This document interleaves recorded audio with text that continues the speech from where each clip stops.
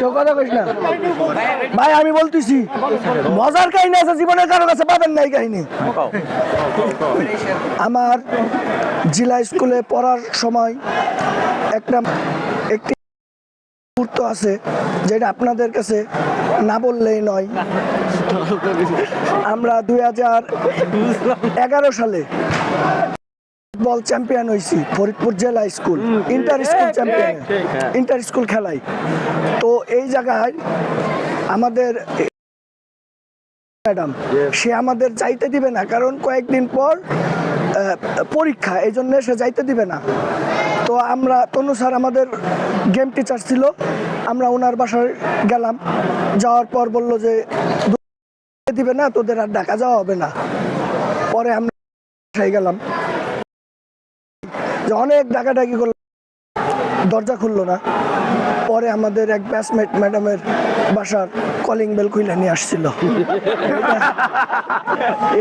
এর অপরাধে আমাকে কয়েকদিন পর টেস্ট পরীক্ষায় আমাকে বের করে দেওয়া হলো, আমাকে এবং জহুরুলকে।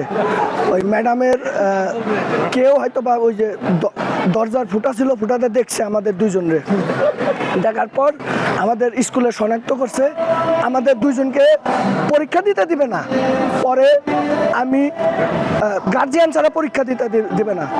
জহুরুল একটা ব্যবস্থা করলো, ওর মারে নিয়ে আইসা এই জায়গায় আইসা ম্যাডামের অনুরোধ করছে, পরে ওরে পরীক্ষা দিতে দিছে। কিন্তু আমাকে দিতে দিবে না, আমি বাসায় ফোন দেওয়ারও উপায় নাই আমার। সেই ক্ষেত্রে আমি মিনুর মা আমার ব্যাচমেট মিনুর মাকে নিয়ে আসলাম। বললাম, আন্টি আপনি আমার মা হয়ে ম্যাডামের সাথে একটু কথা বলবেন যাতে পরীক্ষা দিবার দেয়। পরে ম্যাডামের কাছে আসলো মিনুর মা, আইসা বলতেছে যে ম্যাডাম ওর এবারের মতো পরীক্ষাটা দিতে দেন। তো ম্যাডাম বলল, আপনার ছেলে এই জায়গা মস্তানি করে বেড়ায়, ওরে পুলিশে দেওয়া উচিত। আর অনেক কথা বলছে যেগুলো বলা যাবে না। অনেক কথাবার্তা বলার পর মিনুর মা সে শেষ মুহূর্তে আর না পাইরে বলতিছে, এই সন্তান আমার না। তারপরে ম্যাডাম বলল যে এখন তো আপনি বলবেনই এই সন্তান আপনার না। এইবারের মতো ওরে পরীক্ষা দিলাম, এবারের মতো পরীক্ষা দিতে দিলাম। পরবর্তী সময় যদি কিছু হয় আমি এর দায়িত্ব নিব না, আমি সরাসরি। তো আমি তখন আবার বললাম চলো, ম্যাডাম দিতে দিবে না, ম্যাডাম এমনি ভালো আছে।